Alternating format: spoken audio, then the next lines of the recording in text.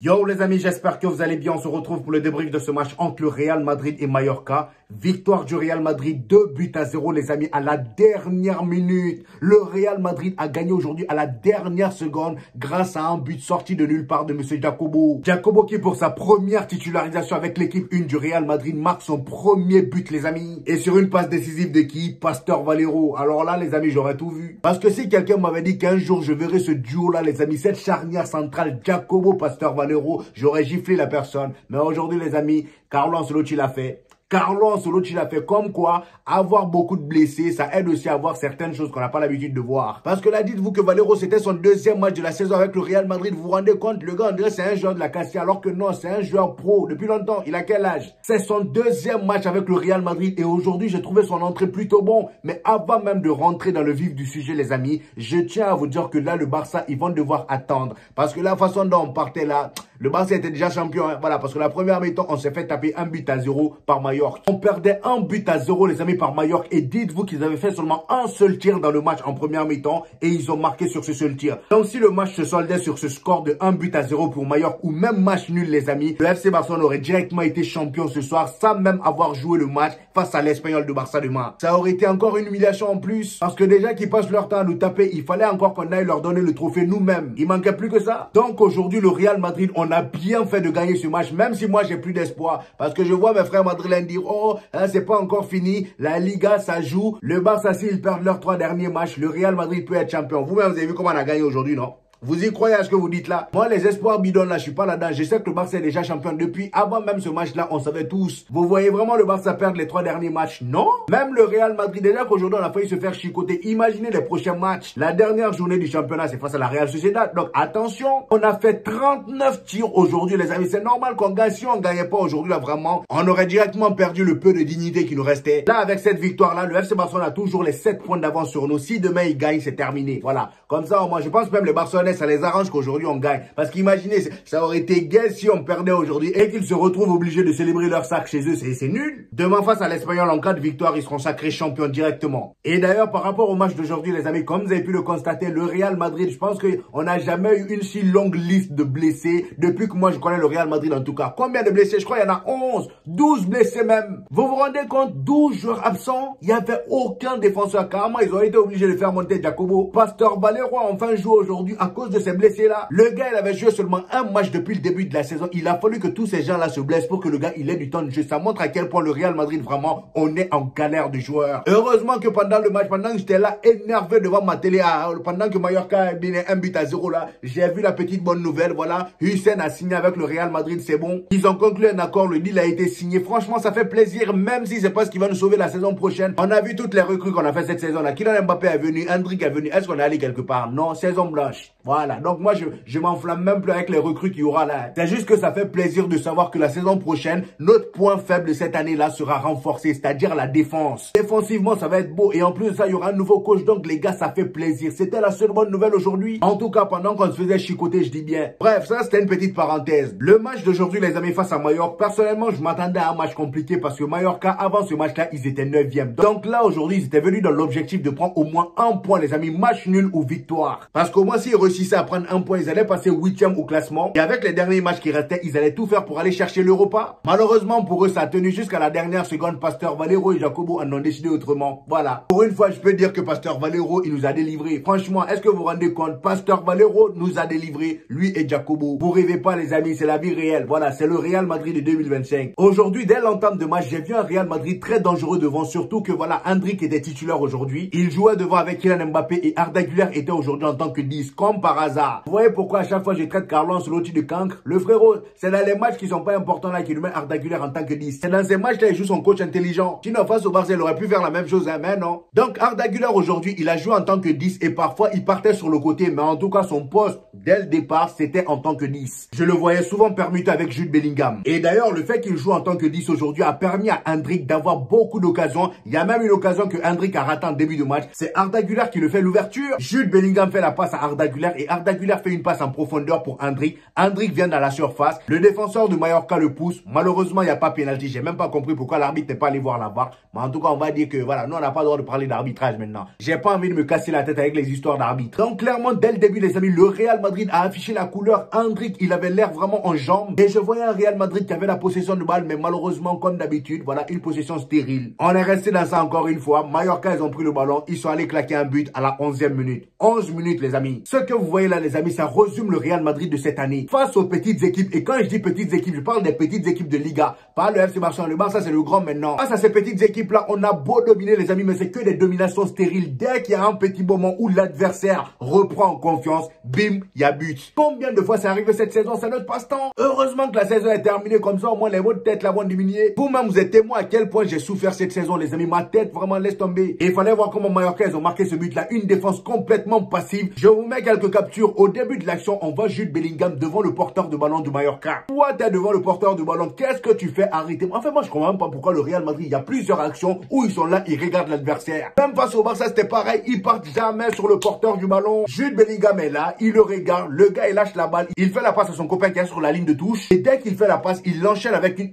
Et dès qu'il fait la passe, il l'enchaîne avec un appel. Il vient, il contourne Jude Bellingham. Et Jude Bellingham, au lieu de le bloquer, non, il le laisse passer derrière lui. Le gars, il fait un appel. Son coéquipier lui fait la passe. Ceballos était là. Il voulait contrecarrer le ballon. Malheureusement, son pied touche le ballon. Il n'arrive pas à garder le ballon. Le ballon est contré. Ça vient sur le joueur dans la surface. Il enchaîne avec un tir. Sans même contrôler. But. Vous voyez, la défense était complètement passive. Et d'ailleurs, comment le gars il a pu faire cet appel-là? Personne l'a suivi. Il était tout seul au moment où il a tiré. C'est pas possible. Et après, on s'étonne que face à des grandes équipes comme le FC Barcelone, on se fait laver. Cette action-là, vraiment, ça m'a énervé, les amis. J'étais devant ma télé et en plus de ça, on s'emmerdait tellement. Il se passait rien. On était là. Certes, on dominait, mais bon, c'est quelle domination où tu marques pas là? On est là, on fait que tirer, on tire. Le gardien là-bas aussi, le Roman. Alors lui, vraiment, chapeau.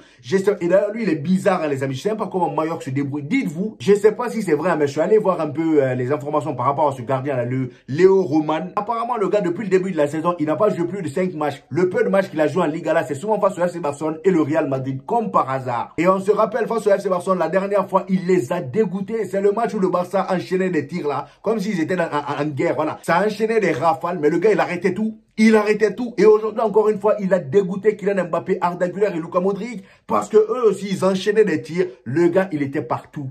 Il était partout. Heureusement qu'à la fin, il a craqué face à la délivrance de Pasteur Valero. Encore une fois. Apprêtez-vous les amis. Dans cette vidéo-là, vous allez beaucoup entendre Pasteur Valero parce que c'est rare que ce genre de truc-là arrive. Donc, vraiment, on va le féliciter pour ça aujourd'hui. On l'a longtemps banné, surtout moi. On s'est longtemps moqué de lui. Heureusement que Pasteur Valero était là pour le délivrer. Sinon, vraiment, le gars, il allait nous dégoûter ce soir-là. Et en plus de ça, pendant cette première mi-temps, Kylian Mbappé était l'un des seuls qui tentait vraiment. Arda Güler aussi. Mais il y avait des joueurs comme Dani Ceballos, Valverde qui étaient vraiment pas dans le match. Surtout Dani Ceballos. Et lui, depuis son retour de blessure là, toi là, à un moment donné, on était tous contents de toi. Il fut un temps au départ de, comment ça s'appelle, Toni Kroos. Il y a eu un petit moment où on t'utilisait pas tant que ça. Mais dès qu'on a commencé à t'utiliser, on s'est rendu compte, le gars là, il est bon. Pourquoi on n'a pas utilisé depuis le départ de Toni Kroos? Parce qu'il réussissait un peu à nous faire oublier le départ de ce gars là. Mais depuis sa dernière blessure, il est parti, il est revenu là, c'est plus le même. Le gars, je le reconnais pas. Aujourd'hui, sa deuxième mi-temps, ça va. En deuxième mi-temps, même tous les joueurs qui étaient moins bons en première mi-temps là, ils sont tous réveillés parce que le Real Madrid, on a commencé à dominer les salles. Normalement, Mallorca, ils jouaient plus. Voilà, ils étaient dans leur camp. Ils essayaient vraiment de garder le match nul parce que oui, les amis, en deuxième mi-temps, Kylian Mbappé a marqué un superbe but. Le gars, il a pris le ballon, il a pénétré la défense et il a marqué. Superbe but, premier poteau. Donc voilà, ça c'était pour Dani Ceballos et Kylian Mbappé d'ailleurs qui a marqué ce but là. Chapeau à lui. Il atteint la barre des 40 buts. Kylian Mbappé qui a souffert pendant ces 2 premiers mois au Real Madrid à son arrivée. On l'a lourdement critiqué, les amis. Moi-même qui vous parle là, il fut un temps où je l'ai critiqué. Mais aujourd'hui, les amis, Kylian Mbappé, dans une des pires saisons du Real Madrid, si ce n'est la pire, le gars, il te claque 40 buts. Mais après, comme je l'ai dit dans mon débrief de la dernière fois quand on s'est fait chicoter, moi, j'ai pas envie d'avoir une équipe où t'as un gars qui te claque 50, 40 buts. Et au final, à la fin de la saison, on se retrouve avec 0 trophée. Voilà, moi, je veux pas de ça. Je veux pas de ça. C'est d'ailleurs ce que Luis Enrique a dit. Hein. Voilà, quand on l'a demandé par rapport au départ de Kylian Mbappé, il a dit que lui, il préfère avoir une équipe où les attaquants marquent chacun 12 buts qu'avoir un gars qui te claque 50 buts par saison. Ça sert à rien. Dans tous les grands matchs, Kylian Mbappé, cette saison avec le Real Madrid, il a été au rendez-vous. Ça, on peut pas, genre, on peut rien lui dire par rapport à ça. Il a fait le boulot qu'il fallait. Franchement, c'est l'équipe autour de lui qui fonctionne pas. Et même lui, malgré ces buts-là, il est aussi fautif du mauvais fonctionnement de l'équipe. Parce que parfois, on a besoin qu'il replie, mais il replie pas. Donc voilà, il y a des petits trucs comme ça déjà où on peut l'en vouloir, mais en général, le gars, c'est l'attaquant qui a pris le plus les responsabilités cette saison. Le gars, il est à 40 buts. Là, c'est le Pichichi, voilà, de Liga cette saison. Pour sa première saison, les amis, hein. Saison qu'on appelle flop. Tous mes respects à Kylian. 28 buts en Liga cette saison. Personne n'a jamais fait ça, voilà, dans l'histoire du Real Madrid, les amis. Il y a eu des Cristiano Ronaldo, des Raúl, des Ronaldo phénoménaux. Personne n'a jamais claqué 28 buts lors de sa première saison au Real Madrid. Après, vous allez me dire, ouais, il a beaucoup plus de matchs que les autres. C'est vrai, mais il faut le faire. Faut le faire. Donc franchement, chapeau à Kylian Mbappé encore une fois qui est décisif. J'espère que la saison prochaine, avec l'arrivée de Xavi Alonso, tout va rentrer dans l'ordre. Et en plus de ça, on parle des rumeurs, voilà, du départ de Rodrigo. La saison prochaine, l'entraîneur n'aura pas de casse-tête à forcément faire jouer les trois devant. Vous voyez, il y en a au moins un qui va quitter. Ça fait mal au cœur, mais il n'y a pas de souci. Rodrigo va te faire plaisir à Manchester City. Tu l'as mérité. Tu mérites d'avoir un club où c'est toi le boss. Mais en tout cas, avec tout ce qui est en train de se passer là, j'espère que Xavi Alonso aura la clé. Sinon, vraiment, ça va être compliqué. Déjà qu'après eux-mêmes, leur but, ils ont commencé à verrouiller. Mais quand Kylian Mbappé a égalisé, c'est là même ils ont pris peur parce que eux, ils voulaient vraiment les 1 point. C'est dommage. Ils ont tout fait pour l'avoir. Mais malheureusement pour eux, à la dernière minute, on a réussi à marquer. Et ce but-là, vraiment, on est allé le chercher. Et la deuxième mi-temps du Real Madrid, je ne l'ai pas dit, mais franchement, chapeau. J'ai bien aimé, même si oui, on ne joue plus aucun titre. Mais franchement, ça fait plaisir de voir un Real Madrid comme ça. C'est ce Real Madrid-là qu'on a voulu depuis le début de la saison. Un Real Madrid solidaire, qui combine, qui change de côté. J'ai vu un Arda Güler très très bon encore une fois, n'est-ce pas Carlo Ancelotti? Très très gros match de la part d'Arda Güler aujourd'hui. Luka Modric, il a été très important. Il a allumé le goal de temps en temps. Franchement, j'ai bien aimé le match du milieu. Au milieu, celui qui était vraiment en dessous des autres, c'est Dani Ceballos. Mais en deuxième mi-temps, même lui, il était très bon. Offensivement, à côté de Kylian Mbappé, c'était Endrick. Endrick, je l'ai trouvé bon. Cependant, le gars, il perd trop de ballons. Faut se dire la vérité, il perd trop de ballons. Surtout en première mi-temps, à chaque fois, il est là. Dès qu'il a le ballon, il pose son fiac là sur les défenseurs. La plupart du temps qu'il avait le ballon, il le perdait. Et c'est ça, je trouve dommage avec Endrick aujourd'hui. Mais après, c'est encore un jaune. Je pense qu'il a, voilà, il a une grande marge de progression. J'espère que la saison prochaine, il va travailler tout ça parce que vraiment, ces pertes de balles là, ça m'a vraiment énervé à un moment. Mais mis à part ça, franchement, son match était pas mal. Je l'ai trouvé très combatif comme d'habitude. Endrick, lui, ça, voilà, même quand il sort un match dégueulasse, il est toujours combatif. En défense, la charnière centrale, Jacobo Asensio. Jacobo, mis à part le but qu'il a marqué à la dernière minute, je pense que son match vraiment n'est pas si dégueulasse que ça. Même si oui, comme je l'ai dit, c'était pas non plus fou, c'était pas le feu. Mais personnellement, je l'ai trouvé meilleur que les précédents matchs qu'il a sortis. Aujourd'hui, je l'ai vu gagner des duels, il faisait des tacles, des retours défensifs très propres. Franchement, les gars, il n'y a rien à dire. Raúl Asensio, il a été passable, il a été bon sans plus. D'ailleurs, en deuxième mi-temps, il est sorti pour l'entrée de notre pasteur. Et Valero est rentré dans un moment où le Real Madrid dominait salle. On était carrément installé devant la surface de Mallorca. Et c'est là que tout a basculé. Voilà. À force d'enchaîner des tirs, il y a le Roman là dans les cages qui voulait pas nous laisser marquer. Et c'est là, pasteur Valero a pris la décision de faire ce qu'il sait faire. Voilà. Donc voilà, les amis, c'est à peu près ce qui s'est passé dans le match aujourd'hui. Je sais pas d'ailleurs ce que vous en avez pensé. Dites-moi en commentaire, que ce soit les Barcelonais ou les Madrilènes. Et les Madrilènes qui me regardent, dites-moi en commentaire si vous y croyez encore en la Liga. Est-ce que selon vous, voilà, vous pensez que le FC Barcelone, ils vont perdre les 3 derniers matchs qui arrivent? Et en parlant du FC Barcelone, les amis, comme vous le savez, le dimanche prochain, il y a le Real Madrid qui joue et il y a aussi le FC Barcelone qui va jouer. Les deux équipes vont jouer à la même heure, donc je sortirai un débrief pour les deux matchs. C'est-à-dire une vidéo pour les deux matchs. Donc voilà les amis, c'était tout pour moi aujourd'hui. J'espère que vous avez kiffé la vidéo. Dites-moi en commentaire ce que vous en pensez. J'hésiterai pas à vous répondre comme d'habitude. N'oubliez pas le petit pouce bleu qui fait toujours plaisir les gars, ça aide au référencement. Pour ceux qui viennent de découvrir cette chaîne, ici on fait des vidéos débriefs des matchs du FC Barcelone et du Real Madrid. Et quand il n'y a pas de match, on fait des vidéos actualités. Donc abonnez-vous pour ne rien rater et on se dit au prochain épisode les gars. Peace!